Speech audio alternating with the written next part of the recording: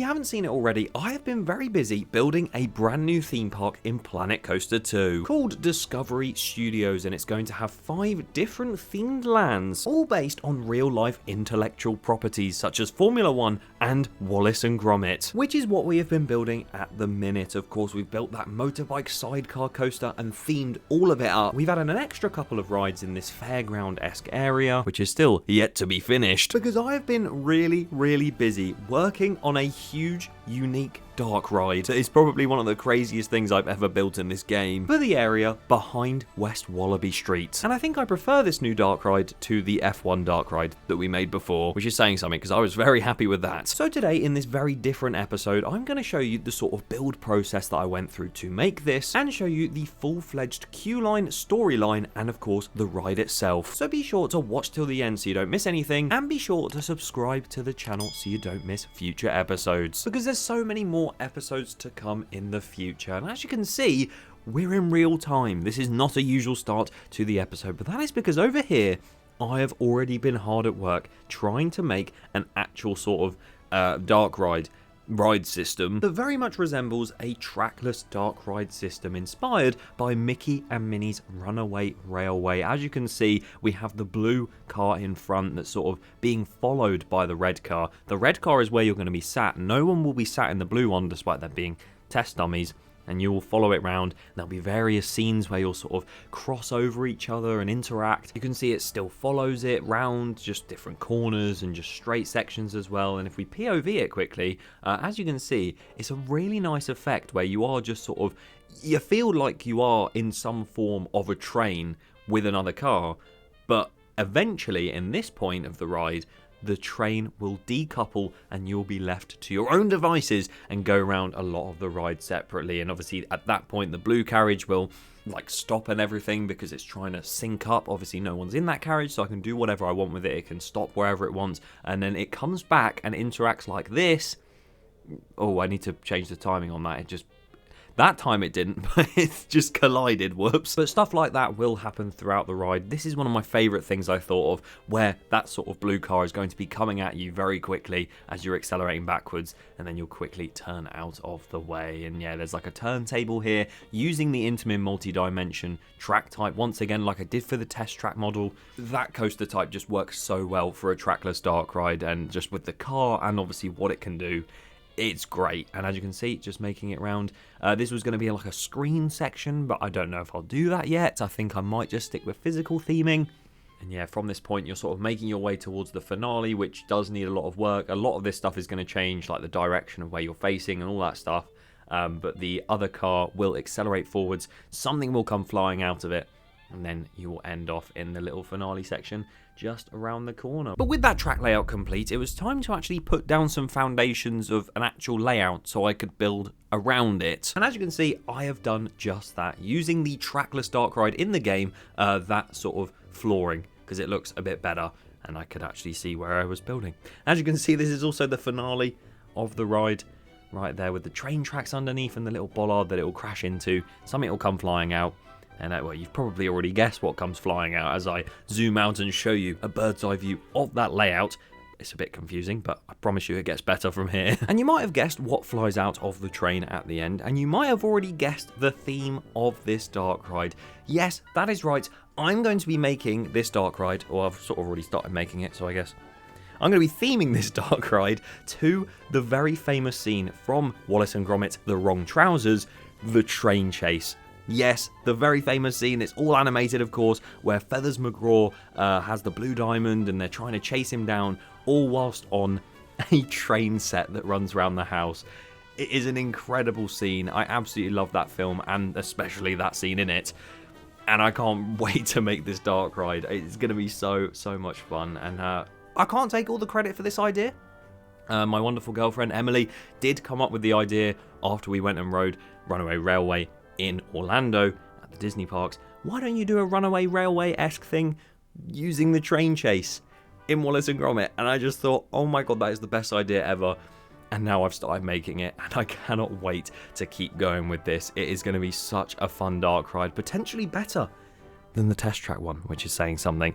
And as you can see, pulling apart the front car. That car is not going to be rideable, but this back car will be. Something like this, I've always wanted to make something technically advanced and not in the game, but still works, like I did in my previous park when I made the Dance Macabre style ride. But you couldn't ride that one, whereas this, you can ride. You can POV it in that red car. You can technically POV it in the blue train as well, but I don't think it would be very good. You just see art pieces everywhere. And I can't wait to show you the on-ride for this when it is fully complete. It'll be great. I hope so anyway. As you can see, the train itself is going in, and if you've never ridden a runaway railway before, pretty much what happens is right at the start, you're in this sort of line. There's a lot more cars than just the one car, which I wish I could do, but Planet Coaster, there's a lot of limitations, so I didn't manage to do more than one car behind it, because it would take me forever. I sort of wanted to make that front car, the train, lead everyone off, or lead that one car off. You would see a couple of scenes, and then eventually something would happen where the train departs from your sort of line of sight and goes elsewhere, and then you meet up with it later on. It's a bit different from Runaway Railway, because in this one you're actually going to come across the train multiple times throughout the ride, because it is a train chase, whereas Runaway Railway, you just sort of see it at the start, see it at the end, done. I wanted to make this more interactive. You sort of see it way more. Feathers McGraw is going to be in the back of the train as well. You could see me messing with that sort of animatronic shutter. He's going to be in there towards the start of the ride. You're going to see him. He is actually going to appear before that out of the train and then make his way in the train, hopefully, which I'll go into more in detail because I've had to make a slight change to the story to make it work. And yeah, you could see it dueling there. A lot of testing has to go into dueling coasters, especially a dueling dark ride, so trying to do that was pretty mental. There you go, Feathers going in. Wow, look at him go. It's going to appear then and before. I'll explain that now. Pretty much, for those of you who haven't watched The Wrong Trousers, I recommend it, because it's a very good film. Feathers McGraw, who is the villain in the film, a penguin, yes, has stolen the blue diamond from a museum, and he's taken it back to West Wallaby Street in Wallace and Gromit's house, threatened to shoot both of them with a revolver, yes, I know, kind of crazy, and then been chased by Wallace and Gromit, and decides to hop on board this huge train set that is running around their house, and he hops on the front blue train car, and then of course you've got these red carriages behind, which Gromit and then eventually Wallace also hop on. That's the sort of vibe I'm going for. You're chasing Feathers McGraw on this blue train, whilst you are Wallace and Gromit, technically, in the red carriages behind. Now, there is a monumental issue behind this, because in the film, all three of them are sat on top of the train set, because obviously it's a tiny little train set, and are clambering over this entire thing, and they're obviously a lot bigger than the train, and it's just a bit like, how am I supposed to translate that into a ride without it looking really odd? So I had to make a slight story adjustment. Wallace himself is obviously an inventor and makes the craziest stuff known to man, so it would make sense for him to create a brand new invention called the Shrink-O-Matic, where anything that it's pointed at would then have a beam of light shot at it, and then would just shrink down to a very small size, including humans or animals. You see where I'm going with this. So then once you're shown the Shrink-O-Matic in a pre-show, you then enter into a separate pre-show where you are then blasted with the Shrink-O-Matic and downscaled down to a size where you can ride in that train. And towards the start of the ride, you will actually encounter Feathers McGraw at full size, and he will then use that Shrink-O-Matic that he's stolen from wherever it's been, and that's how he shrinks down to then be in the train with you, if that makes any sense at all. I just think it nicely clears up why you're in a tiny train set and why Feathers has now transported to the tiny train set, which means now that you are tiny in the train set, everything else around you needs to be huge. A lot like Ratatouille at Disneyland Paris, where everything is so big around you because you are a rat. But this time you're in a train set that goes around the house. So I thought the hallway that I made in the original part of the queue line when you first enter the house and you sort of see that sort of staircase and the doors around you, why don't I make that one of the first scenes so you can really start to see, oh yeah, we are tiny now. So I recreated that room. As you can see, the hallway right here, all the doors are in the same places. You've got the staircase and the door up there. And yeah, as you can see, it's a bit of a weird sense of scale trip, because even though I was standing up at that door, you now realize this is where you're going to be sat on the ride. you are tiny and the room is huge. But I thought it'd be really cool to have something happen at the top of the stairs up there whilst you go past, just to give it that sort of leveled scenery. So I won't spoil too much and I won't show you every single scene, but considering this is the first one, I thought it'd be quite cool. So as I unpause this, as you can see at the top, the door flaps open and the boxes come flying out. And obviously once the ride has passed through, all the lights turn off and this is actually kind of scary. And then you head into rooms like this, where once again, if I'm standing at this angle, it looks like, oh, you know, just normal room. It's quite a small room. And then you go down to the floor where the ride car would be, and everything's huge. I won't exactly show you what goes on in there. I'll leave that as a surprise. Again, another hallway. A lot of this ride was just building some hallways and coming up with scenes in the different hallways and adding different stuff to the walls, such as like the sockets here or like the rug to the floor.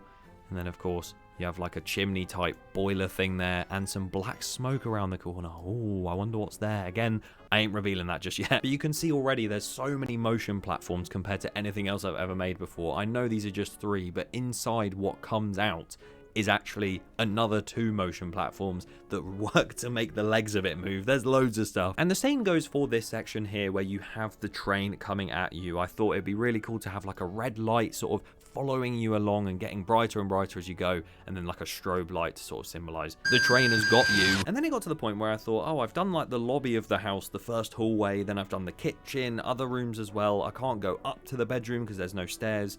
So what am I going to do? Why not make something where the train probably shouldn't go, a bathroom? Because once again, this isn't a train following the tracks, it's the runaway railway style thing. So you're not going to be following tracks into the shower, because who the hell's running their train set into a shower? But then again, it is so much fun just building these massive set pieces that are supposed to be tiny, like the toilet and the sink and everything, and even the shower itself. As you can see, you've got the sort of hose of it there. And then you will exit out via these double doors and then through again to the finale room, which as you can see, you've got the track floor on the ground. I just wanted to make everything feel so big, not too complicated, and also just so you felt like you were in a house, if anything. And I feel like I have somewhat achieved that. And on an actual decent scale as well, because you can't even see any warehouse building above this tree line, which is exactly what I wanted. Even in the queue line, you can barely see a warehouse behind there, which is strange, of course, because the sets are so big and so tall, so why is it not going over the tree line?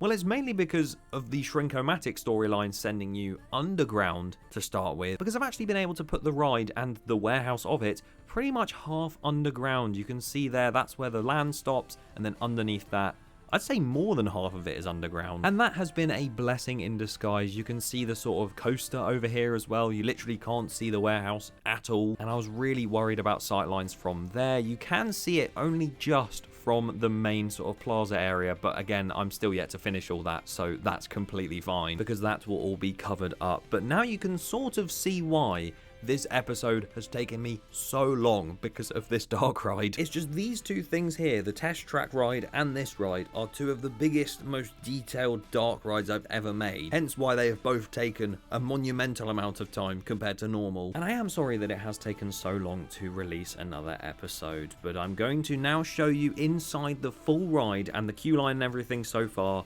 and give you a full tour and POV. Let's go and do that. And here we are outside the portal for the Wallace and Gromit themed land. As you can see, we're about to enter. I thought we might as well start outside of the portal and work our way inwards to the dark ride. Here we go. Look at this. Oh, that view never gets old. And as much as the main coaster in the area, the main ride, is up there, we're obviously going to take a right and go inside Wallace and Gromit's house here on West Wallaby Street and go and ride the Big Dark Ride, which doesn't have a name yet. So if you do want to suggest a name, do so in the comments. I'll be picking one next episode, and I can't wait to see what you guys come up with. And here we go, walking into 62 West Wallaby Street. Here we are, as you can see, all the doors and everything, the staircase with the door up there.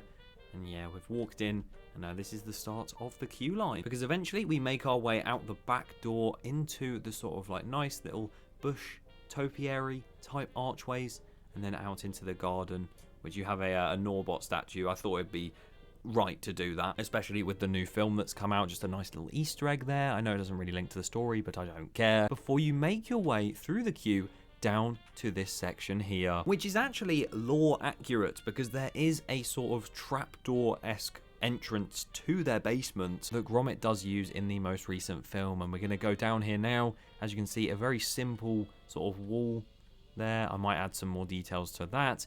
And we make our way into the basement. And over here we have Wallace and this machine. Now the reason I've just whacked them here, I just don't know what to do for a pre-show in this room. Do I make it some sort of audio animatronic thing where Wallace is telling you this is the Shrinkomatic and all that stuff? Do I make this just a queuing room where it's explained to you as you queue through it? I don't know, but I quite like the open plan to it, and I'm going to work that out later on down the line. Because as you go down here, of course, you can't really have pre-shows trigger whilst people are in the queue line, but you will all walk into this room, and as you can see, we have a green pulsing light and some flashing with the Shrinkomatics all around the room. And this is where you would get closed in via doors and be shrunk down to size, which will be really, really cool. As you can see, just the pulsing light and stuff, it's sort of symbolic of what this is. Everyone gets shrunk down, and then you'll enter through this door here into the station. And as you can see, you've got rows 1 to 3 right there.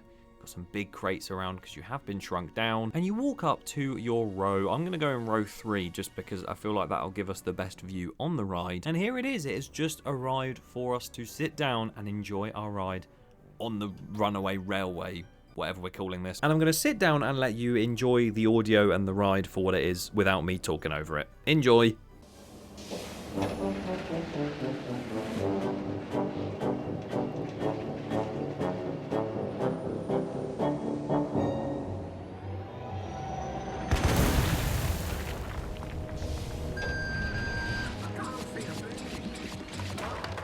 What's happening?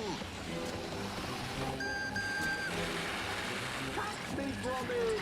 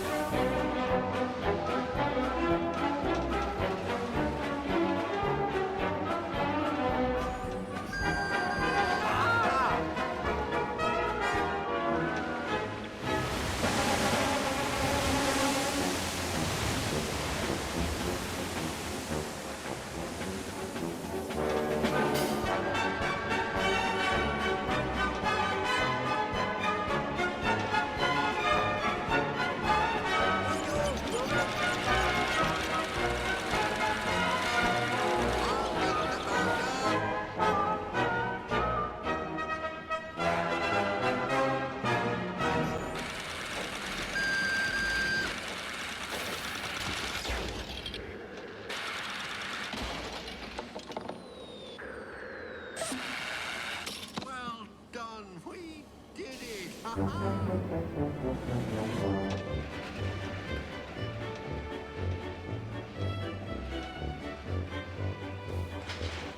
And yeah, you exit out from there and you go back up to the top, where you'll exit out into the main plaza area via one of these shops. But yes, as you could see, that was the Wallace and Gromit Train Chase Dark Ride. I think whilst I was building it, it definitely wasn't one of my favourite things I've built in this game. Everything I've built so far in this park has been great. I love the test track ride so much, but I think that might be my favourite thing I've ever built. I've said this before and I'm going to say it again, dark rides aren't my forte, and I'm not exactly the best at building them. There are so many better creations out there than the things I make, but with what I've done with previous dark rides compared to the 2 that I've made in this park, there's a lot of progress there, and I'm very, very happy with them. I just hope and pray that the others I have planned don't take 3 weeks each to make.